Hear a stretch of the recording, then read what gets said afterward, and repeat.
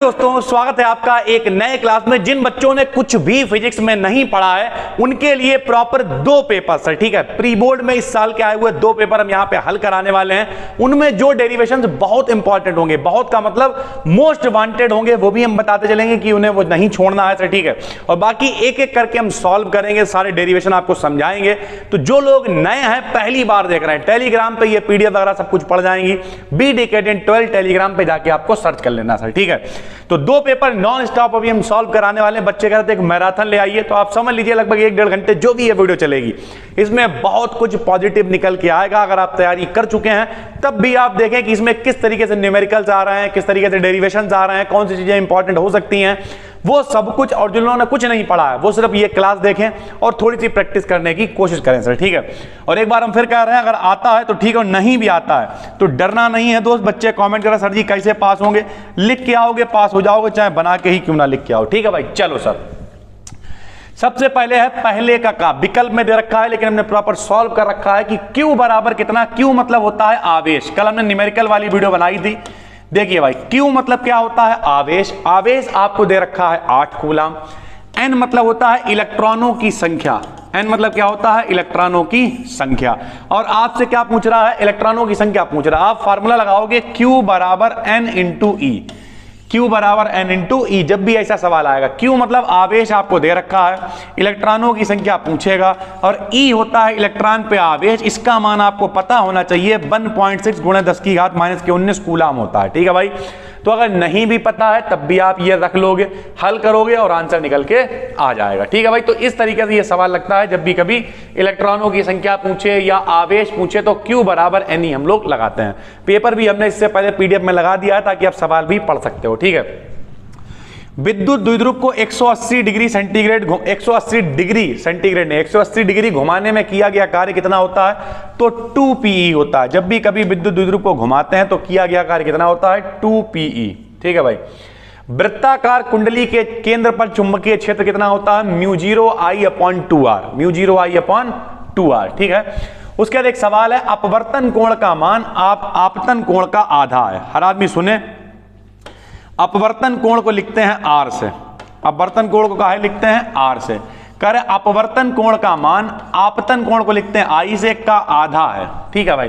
तो आपसे क्या पूछ रहा, आपसे R का मान पूछ रहा। तो फार्मूला लगाया हमने स्नेल के नियम से, sin I बटे sin R बराबर होता है N। I का मान अगर इधर भेजें तो I की जगह पे 2R हो जाएगा, 2 से गुणा होगी तो 2R हो जाएगा, ठीक है। जब यहां हो जाएगा 2R तो sin 2A का फार्मूला होता है 2 sin R और cos R, और बटे में चल रहा है sin R। sin R से sin R कैंसिल हो जाएगा, या और 2 नीचे भेज देंगे तो cos R बराबर आएगा n/2। अगर cos को उधर भेज दें तो R बराबर आएगा cos इनवर्स n/2। ये R का मान निकल आएगा सर, इस तरीके से, ठीक है भाई। बाकी पीडीएफ आपको दे ही देंगे हम टेलीग्राम पे, वहां पे देखना। हम एक बार समझाते हुए चलते हैं आपको फटाफट से।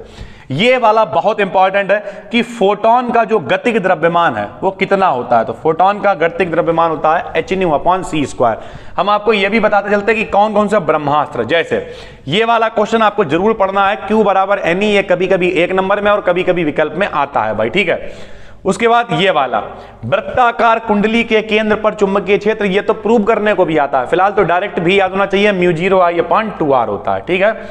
फोटोन के गतिज द्रव्यमान का सूत्र hν/c² होता है, तो ये आपको याद कर लेना है, विकल्प में आएगा, या फिर h/λc। इस तरीके से भी हम लोग इसे हल कर सकते हैं, दोनों में फर्क है भाई। ये कौन सा द्रव्यमान है, गतिज द्रव्यमान का सूत्र डायरेक्ट इतना होता है। लैम्डा के पदों में पूछे तो ν बराबर c/λ रख सकते हैं, इस तरीके से हल कर सकते हैं। ये होता है फोटोन का गतिज द्रव्यमान, विकल्प में आएगा, जो सही विकल्प हो वो लगा देना भाई, ठीक है। उसके बाद हाइड्रोजन परमाणु की भूतल अवस्था यानी निम्न अवस्था में ऊर्जा है -13.6।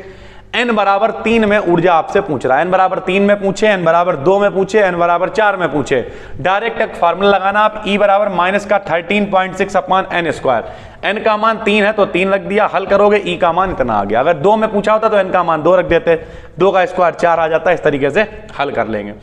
रेखीय आवेश घनत्व क्या होता है, लो भैया, रेखीय आवेश घनत्व क्या होता है, रेखीय आवेश घनत्व को लिखते हैं सिग्मा से, ठीक। फार्मूला होता है Q/L। एकांक लंबाई पे प्रवाहित आवेश, जब भी कुछ बटे में लिखा होता है उसे कहते हैं एकांक।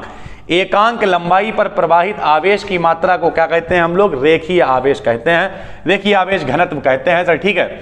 और उसके बाद ये क्या है? क्यू माने आवेश का मात्रक कूलाम बटे में लंबाई का मात्रक मीटर, तो मात्रक होता है इसका कूलाम प्रति मीटर, ठीक है भाई। या लैम्डा से भी लिख लेते हैं उसी को।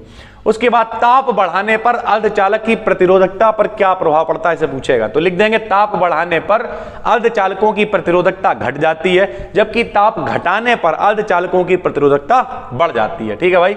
गॉस व टेस्ला में संबंध बताओ, यह भी कभी कभी विकल्प में भी पूछ लेता है। तो 1 टेस्ला बराबर होता है 10 की घात 4 गॉस, ठीक है भाई। दूरदर्शी की विभेदन क्षमता, दूरदर्शी मतलब ऐसे पूछेगा कैसे बढ़ा सकते हैं, दूरदर्शी की विभेदन क्षमता को कैसे बढ़ाया जा सकता है, तो अभिदृश्यक लेंस के व्यास को बढ़ाकर इसकी क्षमता को बढ़ाया जा सकता है। उत्सर्जन क्षमता क्या होती है, तो उत्सर्जन मतलब क्या होता है, ये लोहिया से अगर पसीना निकल रहा होता तो जो उत्सर्जन होता, तो किसी पृष्ठ के एकांक क्षेत्रफल से प्रति सेकंड जितनी ऊर्जा निकलती है उसे ही उसकी उत्सर्जन क्षमता कहते हैं। उत्सर्जन क्षमता को इंग्लिश में एमिशन पावर कहते हैं, इसलिए लिखते हैं स्मॉल ई से भाई, ठीक है। फार्मूला होता है E बराबर Q upon T into A।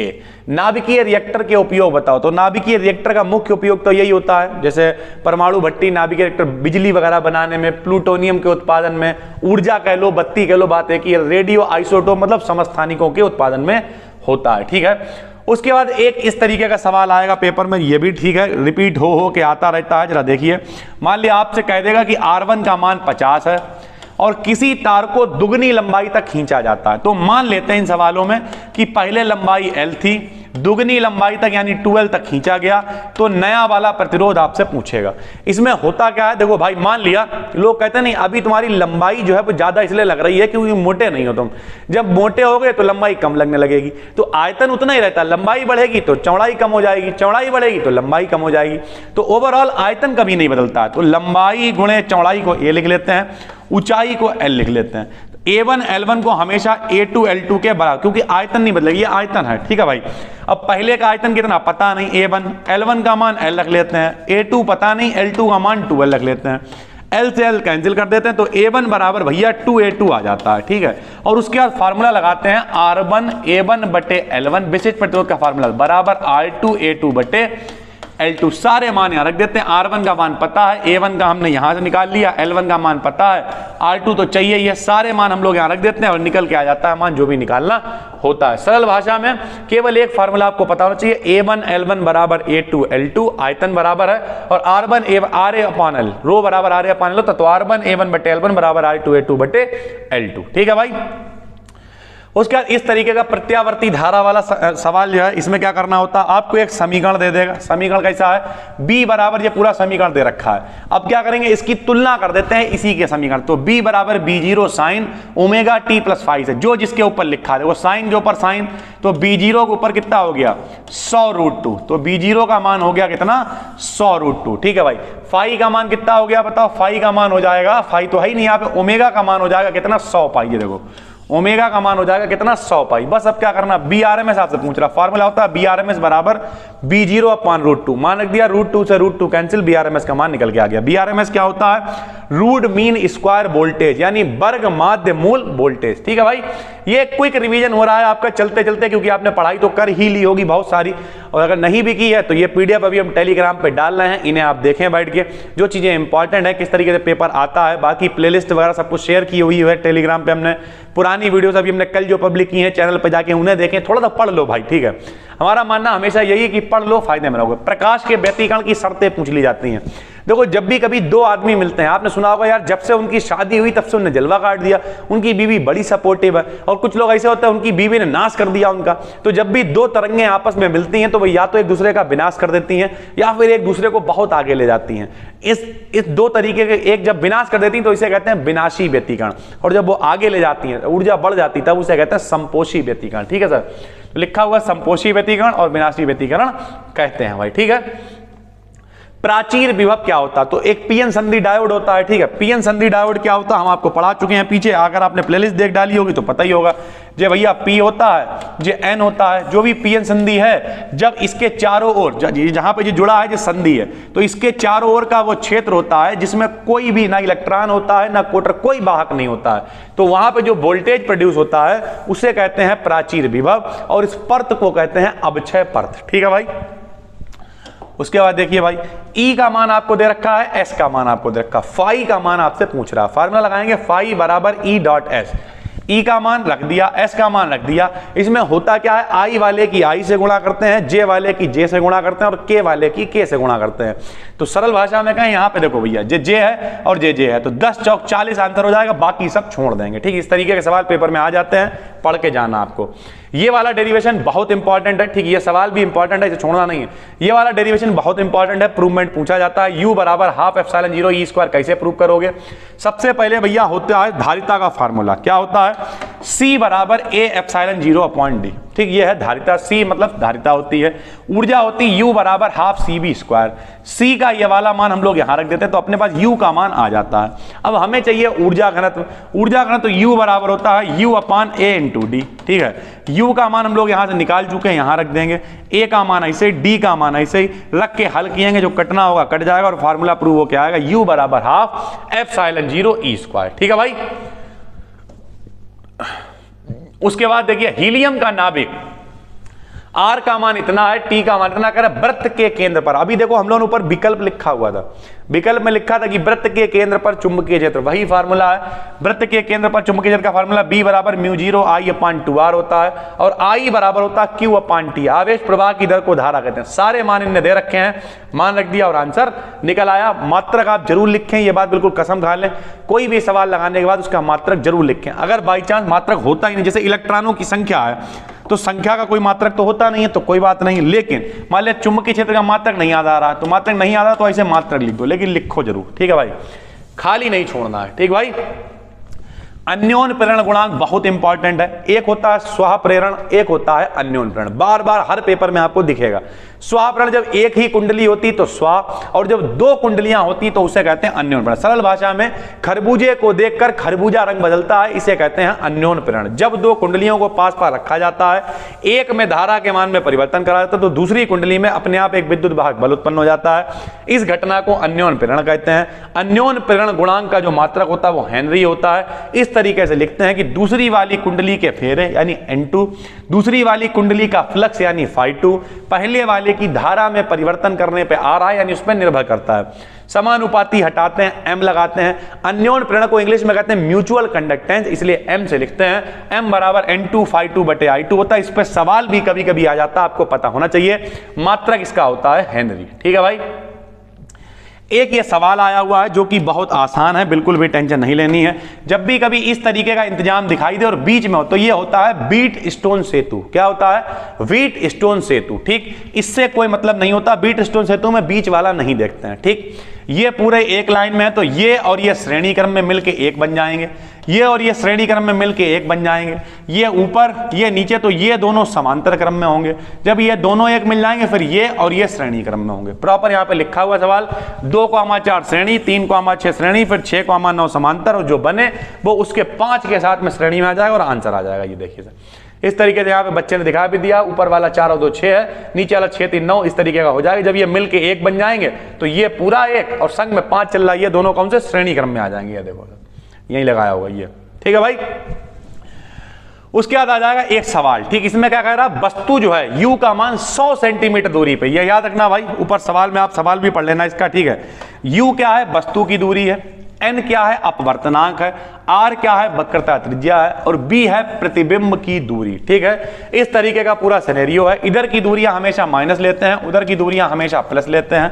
ठीक है भाई। फार्मूला लगाया डायरेक्ट लेंस के लिए, N/B माइनस का 1/U बराबर N - 1/R। U का मान माइनस में लेंगे, U हमेशा माइनस होता है। सारे मान हमने रख दिए, बस डायरेक्ट हमने हल किया और आंसर आ गया। ठीक है भाई। B का मान 100 सेंटीमीटर दूर आ गया।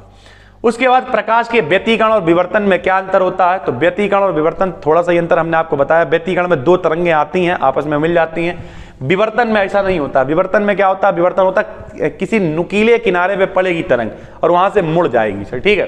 तो एक ही तरंग आकर के विभिन्न बिंदुओं से आने वाली द्वितीयक तरंगिकाओं के बीच व्यतिकरण को विवर्तन कहते हैं सर, ठीक है। इसमें फ्रिंजों की चौड़ाई समान हो सकती है, उसमें कभी समान नहीं होगी, इस तरीके का सिनेरियो है। नाभिकीय विखंडन और संलयन क्या होता है? विखंडन मतलब होता है टूटना, संलयन मतलब होता है जुड़ना। देखिए यहां पर है 92 यूरेनियम 235, कौन है 92 यूरेनियम 235, उस पर 0N1 मतलब एक न्यूट्रॉन टकराया, इसके दो टुकड़े हो गए, बेरियम और क्रिप्टन, 3 न्यूट्रॉनों की उत्पत्ति हुई और संग में निकली भैया ऊर्जा, ठीक है भाई।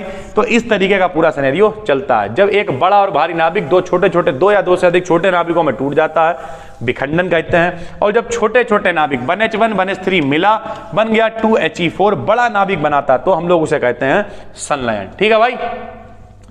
उसके बाद कह रहा एक प्रोटॉन, P मतलब प्रोटॉन और अल्फा कण की जो तरंग दैर्घ्य है वो बराबर है, तो इनके वेगों का अनुपात बताओ। डायरेक्ट फार्मूला लैम्डा बराबर h/mv होता है। H नियतांक रहने दिया, बाकी प्रोटॉन के लिए सब P लगा दिए, अल्फा कण के लिए अल्फा लगा दिए, दोनों को भाग दे दिया, दोनों का जो कटना था वो कट गया, मान रख दिया। भैया जो अल्फा कण का द्रव्यमान होता है प्रोटॉन से 4 गुना होता है, 4 गुना रख दिया, 4:1 आंसर आ गया। चुंबकीय प्रवृत्ति क्या होती है, चुंबकशीलता क्या होती है, तो तीव्रता और H for horizontal component, horizontal मतलब क्षैतिज घटक, तो चुंबकीय क्षेत्र की I फॉर इंटेंसिटी, इंटेंसिटी मतलब तीव्रता और क्षैतिज घटक के अनुपात को चुंबकीय प्रवृत्ति कहते हैं, ठीक है भाई। चुंबकशीलता क्या होती है, चुंबकीय पदार्थ के भीतर उत्पन्न चुंबकीय क्षेत्र और चुंबकीय क्षेत्र की तीव्रता के अनुपात को, ये V/H टोटल यानी V और H मतलब क्षैतिज घटक। जरा थोड़ा समझा देते हैं हम आपको।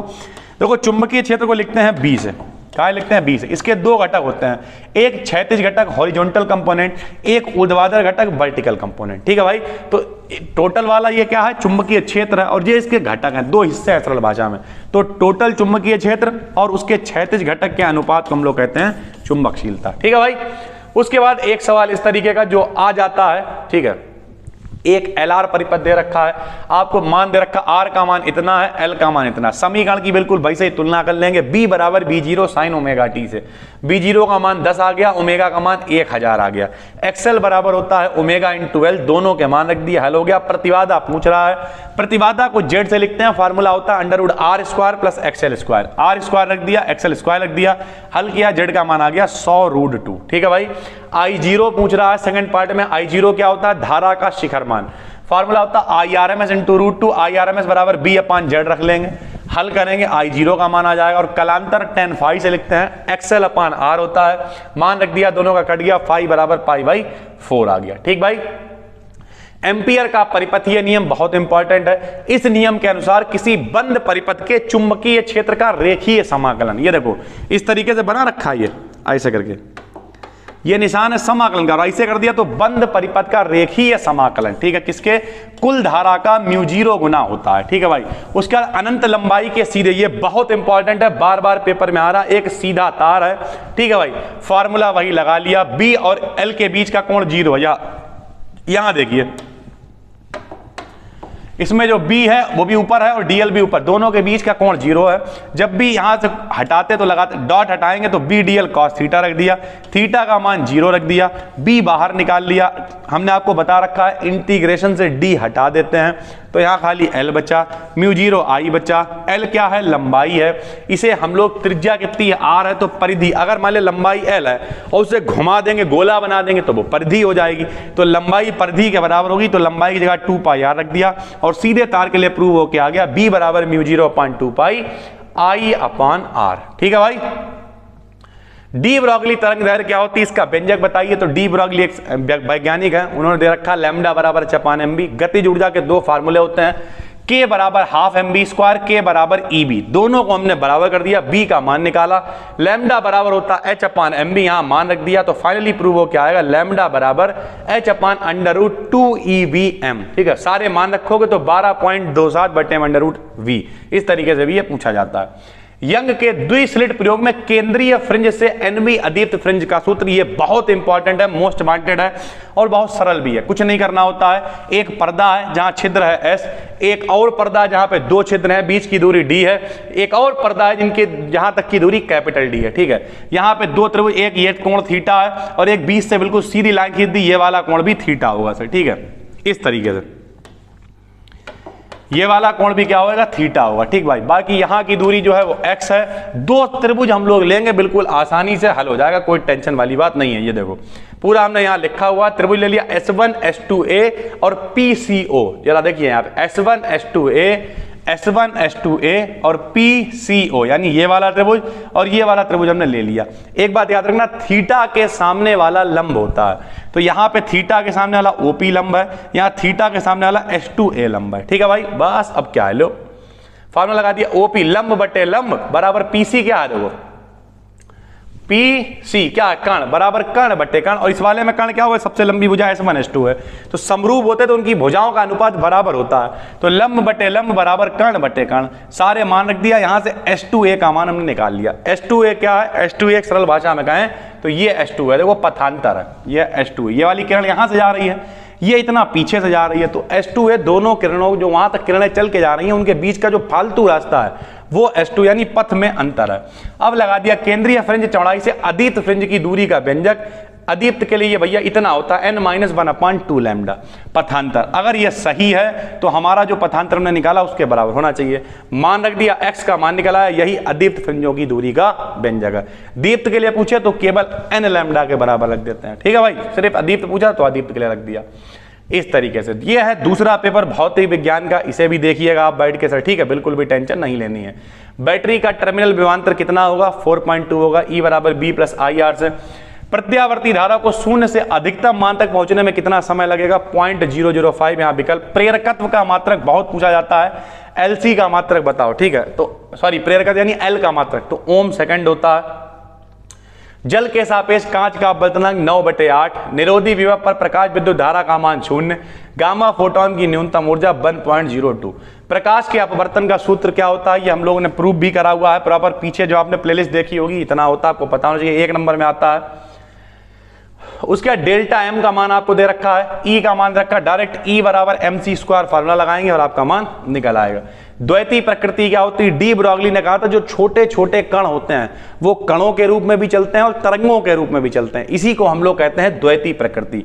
धातुओं के लिए औसत माध्य मुक्त पथ का मान कितना होता है, तो 10⁻⁻⁹ होता है। ठीक है, प्रतिरोध क्या होता है, तो किसी भी पदार्थ में जब धारा प्रवाहित करी जाती है तो पदार्थ के मार्ग में रुकावट उत्पन्न होता है। विद्युत धारा के मार्ग में पदार्थ द्वारा उत्पन्न होने वाली इस रुकावट को प्रतिरोध कहते हैं, इसे R से, बल्कि ये आंतरिक प्रतिरोध की परिभाषा लिख गई है, थोड़ा सा 1 मिनट रुक जाइए, इसे ऐसे नहीं लिखना है भाई।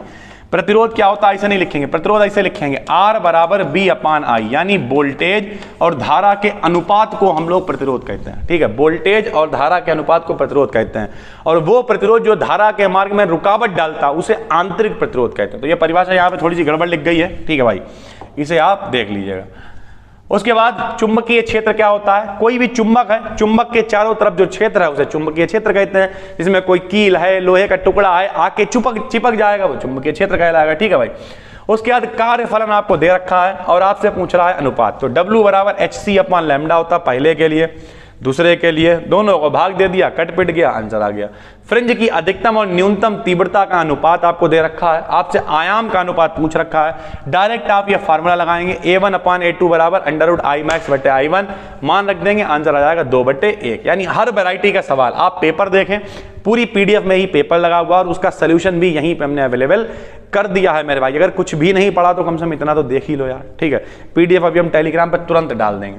प्रेरण प्रतिघात क्या होता है, तो प्रत्यावर्ती धारा के प्रवाह में प्रेरक द्वारा लगाए गए अवरोध को प्रेरण प्रतिघात कहते हैं। एक्सएल से लिखते हैं, एक्सएल बराबर ω/L होता है। धारितीय प्रतिघात को XC से लिखते हैं, XC बराबर 1/ω/C, और ω बराबर 2πf होता है, तो रख सकते हैं आप। ठीक है, किरचॉफ के 2 नियम होते हैं, दोनों मोस्ट इंपॉर्टेंट है। पहला नियम होता है कोई भी संधि होगी उस संधि पर मिलने वाली धारा का जो योग होगा, यहाँ पे जहां पे सब मिल रही है धाराएं, इनका टोटल योग जो है वो 0 होगा।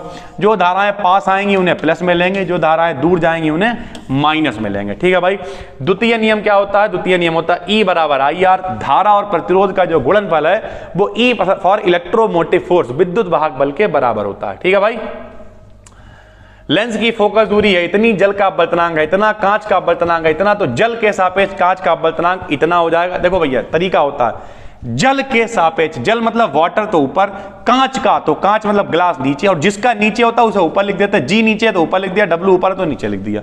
निकाल लिया, लेंस की फोकस दूरी निकाली, मान रखा, हल कर दिया, आंसर आ जाएगा। ठीक है भाई, भाग देने पे। फ्रिंज चौड़ाई का व्यंजक बिल्कुल वही, देखो उसमें भी आया था और इसमें भी आया, फ्रिंज चौड़ाई व्यंजक बिल्कुल वही है। डी दूरी है, एक्स दूरी है, सारी चीजें बिल्कुल वैसे ही हैं। आप मान रखोगे। अब की दीप्त के लिए भी है तो दीप्त के लिए n लैम्डा रखते हैं, उसमें अदीप्त के लिए था तो अदीप्त के लिए n-1/2 लैम्डा रखते हैं। दोनों इसमें कर रखे हैं सर। ठीक है, फ्रिंज चौड़ाई कैसे निकालते हैं? ये देखो n+1 ज्यादा वाले में से कम वाले को घटा देते हैं और मान निकल आता है। ठीक भाई, उसके बाद इनमें समस्थानिक, समभारिक, समन्यूट्रॉनिक छांटने हैं। समस्थानिक वो होते हैं जिनके स्थान समान होते हैं। तो देखते हैं भाई, देखो यहाँ नीचे जो नंबर लीजिए, 7 नंबर इसका है, 7 इसका, तो ये समस्थानिक है। इसका भार 14 है, इसका भार 14, तो ये संभारिक है। अब ऊपर वाले में से नीचे वाले को घटा दो। 14 में गए 6 बच्चे 8, 13 में गए 7 बच्चे 8, बल्कि 7 6 13 6 ही बच्चे। 14 में गए 7 बच्चे 7, 16 में गए 8 बच्चे 8, तो जिनमें 8 बचे बराबर बच रहे, ऊपर वाले में से नीचे वाले को घटाओ तो न्यूट्रॉन निकल आते हैं। तो इनमें दोनों में सेम है, 14 में गए 6 बच्चे 8, 16 में गए 8 बच्चे 8, तो ये क्या है? सम न्यूट्रॉनिक है। ठीक है, जिनमें नीचे वाला सेम है वो समस्थानिक है, ऊपर वाला सेम है संभारिक, और घटाने पे सेम है तो सम न्यूट्रॉनिक है। क्षेत्रफल इतना है, तीव्रता इतनी है, आवेश इतना है, तो आपको पूछना है Q का मान। डायरेक्ट फार्मूला E = σ/ε0, डायरेक्ट आप मान रखोगे, हल होके आंसर आ जाएगा। ठीक है, उसके बाद एक और R1 दे रखा है, B1 दे रखा है, R2 दे रखा है, कह रहा R2 का मान 5000 ज्यादा हो जाता है, भाग दे दिया, आंसर निकाल दिया, डायरेक्ट आंसर आ रहा। R माने प्रतिरोध, B माने वोल्टेज। ठीक है भाई, LCR परिपथ में प्रतिबाधा के लिए व्यंजक निकालो। बिल्कुल आसान होता है, जरा देखिए यहाँ पे LCR परिपथ है ये। इसमें क्या है बताओ? BR होगा इधर की तरफ, इसी के संग में धारा भी होगी। BL होगा ऊपर की तरफ और BC होगा नीचे की तरफ। एक ऊपर है एक नीचे है, तो दोनों में क्या होगा? एक में से दूसरे को घटा देंगे, BL में से BC को घटा देंगे, क्योंकि यार जो ज्यादा खींच रहा होगा, बल्कि घटाते नहीं, डिफरेंस का निशान लगाते हैं। अगर BL ज्यादा है तो चीजें BL की तरफ चली जाएंगी, अगर BC ज्यादा है तो चीजें BC की तरफ चली जाएंगी। तो अब हमें तो नहीं मालूम इन दोनों में कौन ज्यादा है, तो हम डिफरेंस का निशान लगा देते हैं, BL डिफरेंस BC। ठीक है भाई, बस अब क्या है, यहां पर रख दिया BR, ले लो, यहां रख दिया BC, हल कर दिया, पाइथागोरस की प्रमेय लगाई, लंब स्क्वायर प्लस आधार स्क्वायर बराबर कर्ण स्क्वायर, मान रख दिया, Z का मान निकल आया। ठीक है भाई, दिक्पात कोण क्या होता है आप पढ़ लेंगे, दिक्पात कोण क्या होता है, नमन कोण क्या होता है, सारी चीजें पढ़ा चुके हैं। क्या होता है जब किसी सुई को फ्रीली लटकाते हैं तो वो सुई थोड़ी सी झुक जाती है, जब वो झुक जाती है तो क्षैतिज से जो कोण बनाती है उसे नमन कोण कहते हैं। और दो याम्योत्तर होते हैं, एक चुंबकीय याम्योत्तर, एक भौगोलिक याम्योत्तर, उनके बीच का जो कोण होता है उसे हम लोग दिक्पात कोण कहते हैं भाई। ठीक है, निरक्षीय स्थिति में विद्युत क्षेत्र की तीव्रता बहुत पढ़ाई हुई है आपको। ठीक है, ऊपर वाले नीचे वाले कैंसिल हो जाते हैं, ये दोनों सेम दिशा में होते हैं, जुड़ जाते हैं, तो टोटल E का मान E1 cos theta plus E2 cos theta होता है। E का फार्मूला होता है 1/4πε0 Q/r²। इससे दूरी अंडरवुड वाली है तो ये दूरी ले लेते हैं R की जगह पे, दोनों को जोड़ देते हैं, हल कर देते हैं, भैया आंसर निकल आता है। ठीक है भाई, उसके बाद एक सवाल, U का मान इतना है, B का मान इतना है, फोकस दूरी बताओ, डायरेक्ट आप फार्मूला लगाओगे, आंसर निकल आएगा। समपोषी व्यतिकरण की शर्त क्या है? ऊर्जा बढ़ेगी हमेशा, तरंग दैर्घ्य इतनी होनी चाहिए, सारी चीजें यहाँ पे लिखी हुई हैं। विनाशी की शर्त भी आपसे पूछे तो पता होना चाहिए। प्रकाश का विवर्तन बहुत इंपॉर्टेंट है, मोस्ट वांटेड है ये केंद्रीय चौड़ाई के लिए, जब भी पूछे सर। ठीक है, यहाँ पर एक लेंस रखा हुआ है, स्रोत से प्रकाश किरणें आती हैं, सीधे जाएंगी और इकट्ठी हो जाएंगी बिंदु P पर। ठीक, जहाँ की दूरी बिल्कुल वैसे ही बाई है, बिल्कुल वैसे दूरी D है, इनके बीच की दूरी कैपिटल A होती है। ठीक है, पूरा हमने लिख दिया। अब हम क्या करेंगे, दो त्रिभुज लेंगे। सबसे पहले त्रिभुज लिया ANB, फार्मूला sin थीटा बराबर लंब बटे कर्ण। ये देखो भैया ANB, थीटा के सामने वाला लंब और जो लंबा वाला वो कर्ण, तो ये हो जाएगा लंब बटे में A आ जाएगा। ठीक है, यहाँ से फार्मूला लगा लिया, BN का मान A sin थीटा निकाल लिया। थीटा छोटा होएगा तो sin थीटा का साइन को छोड़ देते हैं, थीटा का मान निकल आया। ऐसे दूसरा त्रिभुज में tan थीटा लगाया, tan थीटा से फिर थीटा का एक और मान निकाल लिया, दोनों को बराबर करा तो बाई का मान निकल आएगा। ठीक है, यानी दो त्रिभुज को बराबर करके बाई का मान निकाल लिया। अब कंडीशन लगाएंगे। कंडीशन कैसी होती है? केंद्रीय उच्चिष्ट की चौड़ाई क्या होती है? तो केंद्रीय उच्चिष्ट ये होता है उच्चिष्ट। उच्चिष्ट का मतलब सबसे ऊंचा वाला ग्राफ दिख रहा है जो ये उच्चिष्ट है, और इसे पाने के लिए देखो दो कोण बन रहा है, एक थीटा और एक और थीटा, तो हमें 2 थीटा का मान चाहिए होगा।